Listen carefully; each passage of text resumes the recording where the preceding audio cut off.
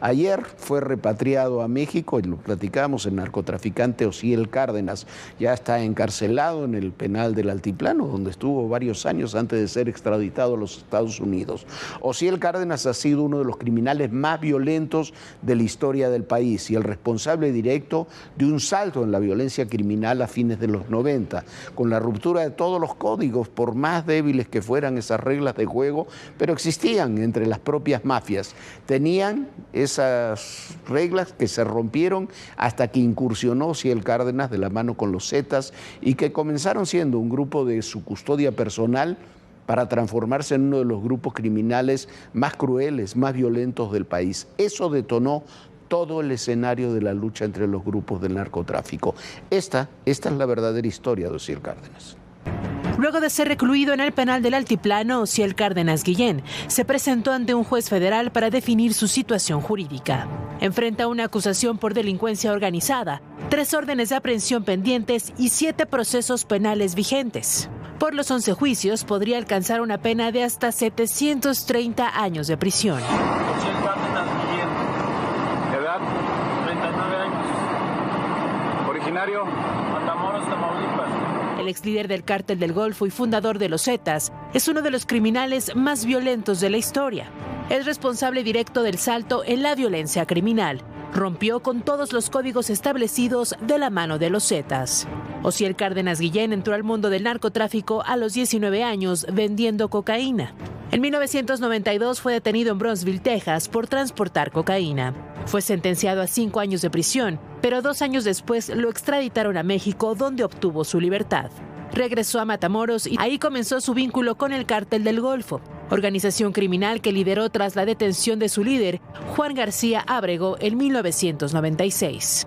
Para su protección personal y como brazo armado, reclutó a militares de élite, pertenecientes al grupo de aeromóviles de Fuerzas Especiales del Ejército Mexicano, dando así origen a los Zetas a finales de los 90. Es un grupo caracterizado por su alto grado de violencia.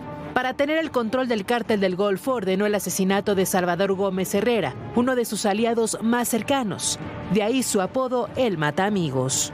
Fue detenido en 2003 y 4 años después, en 2007, fue extraditado a Estados Unidos, donde fue acusado de 19 cargos relacionados con narcotráfico, lavado de dinero y extorsión. En 2010 le retiraron 12 cargos, lo sentenciaron a 25 años de prisión e impusieron una multa de $50 millones. Pero quedó en libertad después de 17 años debido a que colaboró con las autoridades estadounidenses. El periodista Jorge Fernández Menéndez relata en su libro De los Maras a los Zetas que durante su detención en México, Osiel controló su organización criminal desde el Altiplano, donde estaba recluido y donde ahora regresó. Desde ahí, además de seguir controlando sus actividades criminales, logró politizar con desplegados y entrevistas como no lo había hecho nunca antes un narcotraficante preso. Esto quedó al descubierto cuando en 2 operativos, uno en Metepec, Estado de México, y el otro en Lomas Virreyes, en el entonces Distrito Federal, se desmantelaron 2 células que servían como enlace de Cárdenas desde el penal. En la casa de Metepec se encontraron varios mensajes escritos de puño y letra por Osiel, en los que daba instrucciones para los distintos grupos y células que operaban para él.